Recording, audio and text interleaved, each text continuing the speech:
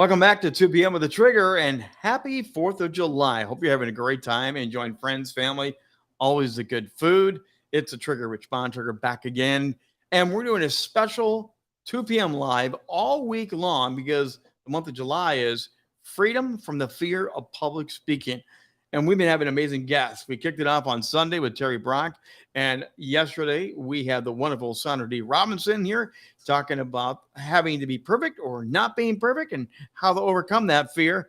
We're going to continue all week long with more amazing guests coming up each and every day, 2 p.m. It's a special month-long series. And don't forget, after this is completed, we are going to continue on every Tuesday and Thursday of the rest of July with more great speakers, influencers, professionals to help you continue to overcome that fear of public speaking. Again, it's the number one fear in all the world. 75% of all people worldwide struggle with the idea of public speaking, getting up in front of any room, not just a big stage room, getting in front of the office, getting in front of your church congregation, standing up in school and reading a book report, whatever it is.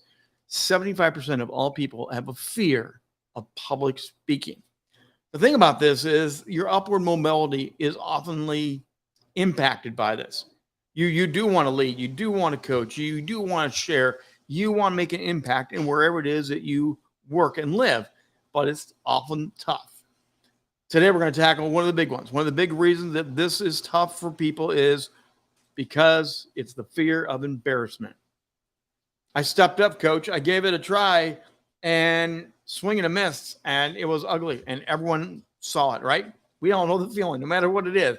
If it is in sports, it is in public speaking, whether it's something with your business, that embarrassment factor goes right up through us.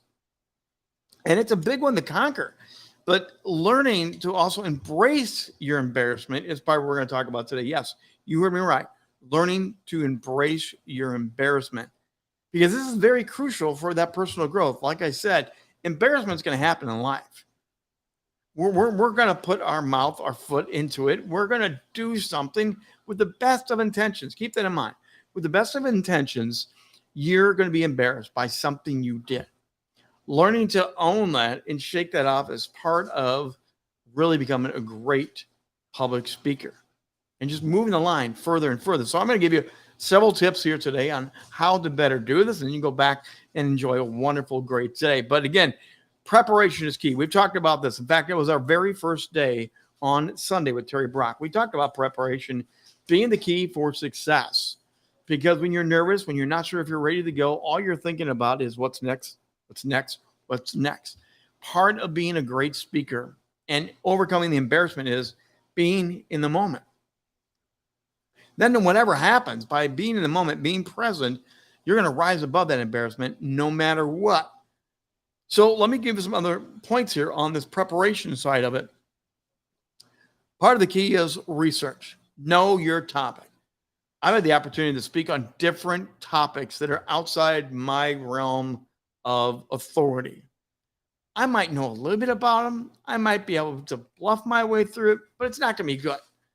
And that's where staying in your lane, know your topic, research your topic, become very ingrained in it. So when people ask you to speak, you're going to know, I know it, and I can, no matter what question comes your way, you can pivot, you can turn, you can give an answer. No matter if you get lost in the order and you don't have the proper slides and everything going in the right way, you can still own it and know it because you know it. You won't get overly flustered by it. You will be able to stay with it.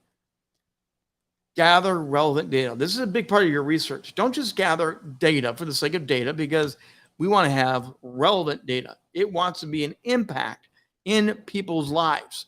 So if you're speaking on a topic, the more relevant, the better it's going to be. It's going to stick. And also with relevant data, you get into it more yourself. You know this is important. You know this is viable. So there, you're not going to be as embarrassed. You're going to be confident. You're going to say, look, I got good stuff here, guys. This is stuff you can take home. I often talk about bringing the tools for your utility belt. That's part of my keynote speaking. I want to actually have tools to take home to use. But if I don't have good data, if I don't understand what the heck I'm talking about, I can't give you good tools. Sometimes it is a physical, a PDF, it's a booklet, it's a download. but often it's what I give you in the moment in the keynote that is a new tool in your belt. You need to secure that data. Become an expert in your field. That's what I coach. That's what we do at Rock Stage Media. We help you build your brand authority. So your brand authority is, I'm an expert in blank, and you know it inside and out. Practice, practice, practice. Of course, we've talked about this with Terry on Sunday, but the practice is very important. And again, today it's so easy. It's so much easier than when we used to do this. Rehearsing in front of a mirror was really rough because the mirror was at a bad angle. You couldn't move too much. But now with video, with Zoom, with Google Meets, with the different technology we have, with iMovie, you can literally stand up and perform and record and then reevaluate, critique. And here's another thing. Practice in front of small groups. For some reason, we want to speak right away in the largest group we can get. We want to get paid right away. I understand the excitement behind that. But start small. Start with your school groups. Start with your church groups. Start with the local Kiwanis Club. Do things even for free. Yeah, there I said it. Speak for free. Get some repetitions underneath your belt to gain the accomplishment. Major League Baseball players. The average Major League Baseball player does high school, college ball, sometimes the summer leagues, and then the average pitcher. The average pitcher takes 7 years to get to the bigs and stay. He may go up for a little bit. Didn't work out. Let's take him back down to the minors. Oh, that's embarrassing. That's rough. But they stay with it, and they stay with it, and they work them back into one farm club to another farm club, all the bad food. They work on it, they practice it, and they get back to the bigs, and this time it sticks longer. That's how you want to look at this. Also, get support. Get people in the audience that are intentionally going to nod their head. They're going to clap. They're going to smile at your cheesy jokes. Find people intentionally, and I did this early on in my speaking career. I got people where I kind of stacked the deck in my favor in the room. I wanted to know that I had a couple eyeballs I could look at spread throughout the room so I could look at their smile and they go, keep going, keep going. Help yourself succeed by practice and practice with good, healthy people around. Visualize your success. Here's one that I used to kind of downplay, but I come out of the sports world and athletes do this all the time. You watch the Winter Olympics, you see those long slalom runs, those long races. Often you'll see them standing up in the blocks, put down their goggles before the timer goes, and you see them moving their body. They're closing their eyes. They're moving their sticks. They're literally running the course on the perfect run. They're literally telling themselves, I got this. I know where that turn is. I know where that turn is. I know the timing, how to bank this. Do the same thing. Imagine yourself in the most positive speech you could ever give.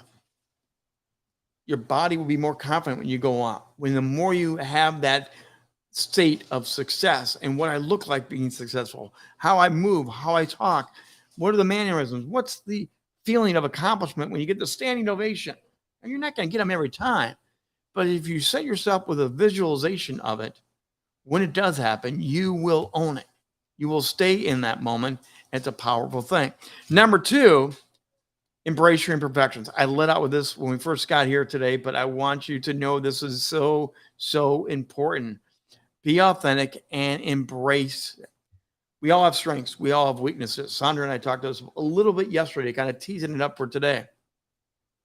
I spent a lot of time trying to pull up my weaker areas. And that's not a negative on me. Believe me, this is not a critical statement. We all have great, we all have good, we all have mediocre, and we have things that just don't want to work with. You should focus on your strengths. Be aware of the other areas. You can avoid them in your speaking, in your talks, in your interviews, whatever you're going to be doing. Know where the landmines are and focus on the greatness. I know how to tell a great story. I'm a storyteller by nature. Share the story. I'm good with data. I know how data weaves into impact of people's life. Give the data. I know how to do a good comedian joke, and I don't lose the end date, and I hit it every time. By the way, that's not me. That's not one of my strengths. I use humor a different way, but I do not do it that way. So know your strengths and know your weaknesses. Sharing important information. Again, back again, but it's got to be personal information. The more you learn the story tell, the greater your talking and your connectivity will go. People all want to know about connectivity, but share your story, share reliable stories. In fact, coming up tomorrow, Hillary Blair will be with us right here during our Freedom from Public Speaking, and she's going to pick it up and talk about the fear of being too vulnerable. You got to share stories. You got to share personal stuff. Ooh, but I don't want to share all that, Trigger. Hillary will be here tomorrow, and she's going to help us better understand that fear, how to overcome that fear, and just own it. And you need to learn from your mistakes. They're going to happen. You're live. You got a crowd. A baby starts crying. Someone's cell phone goes off. Someone backstage drops something, and the entire auditorium heard it. What do? You can be embarrassed. You can be flustered by it, or you can embrace it. For me, I really had to learn this the hard way, because with my stutter and with other things, I would get very embarrassed. My face would go red. I could not hide it. Palms would get sweaty. Could not hide it. And I would try to look emotionally and probably physically for an exit. How do I get off the stage, and how do I stop the train wreck from happening? Instead, I learned to embrace it and literally admit, that did not go as well. Or my PowerPoint clicker is not working too well, and those slides are out of order. So we're just going to turn off the PowerPoint, and we're just going to go for it. You guys ready now? If you own that mistake, if you own the blunder, it takes away all the mystery. And people are going to see you as more confident. They're literally going to see they're okay,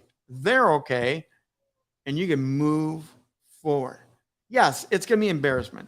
Yes, you might even crack a joke about it the next time you're on stage, because you're going to get more comfortable and more comfortable with your mistakes and with the embarrassment. True story. I did a whole speech with my fly open one time. True story. I was embarrassed. And it happened to be a talk on the birds and the bees with a bunch of junior hires way back in the day. Believe me, my staff got a laugh. The people got a laugh. But every kid remembers that birds and the bees speech I give. I guarantee it. You can embrace your embarrassment. It's not going to hold you down. In fact, it may elevate you. People will see you as someone that can really hold on to it. Now, here's the one that I have not been a fan of until more recently, but self-talk and visualization. We talked a little bit about the visualization, seeing the success, seeing it. But this idea of self-talking yourself up has been one I have not been a big fan of, but I understand it more and more by watching, by learning. That's why we're doing this series, to help you learn how to overcome these fears. The idea is how you talk to yourself mentally and verbally is very important. You're not stupid. You're not a class clown. Whatever you think you've heard, whether people say, you are not that. You are someone special, amazing. You're an expert in your field. And yes, we're going to have those blunders, like I said, but don't buy into the self-talk. We all have it. My best self-talk sabotaging time is literally in the middle of the night.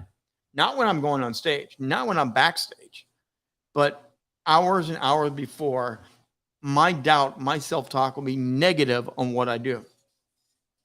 I have to throw that aside.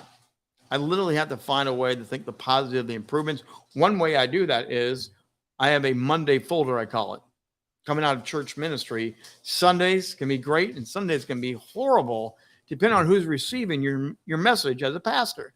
You always get good praise. You get asked out for dinner and, the potlucks. And then you have other people want to bend your ear because you didn't quite agree with you, pastor. I always had a file with those affirmations from other people, emails, cards. They would affirm what I was doing to help me stay there. It was very important to have those at certain times in my ministry years. I would encourage you to do the same thing. Press clipping, emails, testimonials. Take those affirmations and make them yours. Over time, they're going to boost your confidence. Over time, they're going to help you when that didn't go quite the way I want it. And the embarrassment could rise, but it won't anymore. That visualization is so important. The dress rehearsal, the big rehearsal. Imagine every time. It's worth repeating. Imagine every time the applause and the feeling of accomplishment. And they actually laugh at your jokes at the right time. That's a big one for me. They actually laugh at the joke at the right time. That's a hurdle to overcome, and you can do it. And finally, when it comes to this whole embarrassment thing, breathe. No one's going to die. No one's going to get seriously hurt. The company is going to remember it, good, bad, or ugly. They're always going to remember your talk in some fashion. But if you learn to relax, and the nervousness is part of it, there is going to be always butterflies there. If any speaker coach tells you someday you'll get rid of all the butterflies, you should step off stage, because partly the butterflies are there to keep the adrenaline, the action, the attention. You're fine-tuned and you're ready to go. You're revved up. That's actually good stuff. The trick is to breathe, to not let that overrun you. The trick is that you get to know, I've got it. Again, one of the tricks I've used is a glass of water on stage. If I know it's beginning to get intense, I can feel the embarrassment. If I had known that my fly was open during the middle of the talk, I would have done something different, but I didn't. Have that glass of water. Have something that you can just grab and pause, do a dramatic point. Drive home a point for a minute, and then pause. And inside, take a breath. Relax. Let your arms go free. These are all techniques you could really, really use. Another one that I've used over the years is I don't stand during all my talks. Depending on the group, depending on the environment, it's better to sit down for part of it. And when I want to make a big point, when I want to make something bold, I stand up and I walk. When I want to make a more intimate story and a more intimate point come across, I'll sit down and be more reflective. Use it as an actor or actress. That will help you relax. You're going to know, as I get more emotional about my story of this tragedy, this accident, what I did wrong, as you share those, you know you're going to relax and you're going to sit down in the chair and you're going to have more control. Your knees are not going to be knocking, because you know it will affect your stance. Why not set yourself up for success by having mechanisms and things actually in place to help you overcome the embarrassment? It's going to enable you to have the great delivery. You're going to have your great composure, and you're going to stick your landing like that gymnast. The gymnast that was on the side going through all the moves. They did the cross on the rings. They're ready for the big dismount, and they stick it. They don't move, and the crowd goes wild. That's some of the ways to overcome some of the embarrassment. But remember, embarrassment's real. Embarrassment is part of what we do every time it's live. You never know what's going to happen. And as a speaker, that's one of the funnest things now for me, is to know it's not pre-recorded. It's not cut to perfect editing. Even if you pre-record things like I just did here, do not cut it out. Don't. Keep some of the mistakes. Show your vulnerability. Show you're authentic, and it will only add value to what you say as a speaker, as an expert that's sharing the best they have to share. Again, freedom from the fear of embarrassment, just one of the many fears we're going to be talking about. And again, tomorrow we're going to pick this one up right in order. Fear of being too vulnerable. Wow. Are you afraid of telling too much of your personal story, of taking off the mask and being too authentic? Learn tomorrow from Hillary Blair at 2 p.m. with The Trigger right here on 2 p.m. live, our special series of how to overcome the fear of public speaking. And as always, if you want some coaching, if you want some insights, get some free coaching, get a free consult. Right there it is. Hit that QR code. Let's book a call. And let's talk about the fears, the barriers. What is keeping you from either beginning and stepping off to an amazing life of public speaking and sharing? Or maybe it's going to the next level. What are the things that we can help you do at Rock the Stage Media to help you shine brighter on camera, shine brighter on stage, and elevate you and your brand authority? That's what we love to do. Hit the QR code, and we'd love to have a meeting with you. That's going to do it for today. We'll be back tomorrow with Hillary Blair, and again with more special Finding Freedom from the Fear of Public Speaking, going all the way to Saturday this weekend, and much more throughout the month. Have a great 4th of July. Celebrate, be safe, and we'll see you here tomorrow.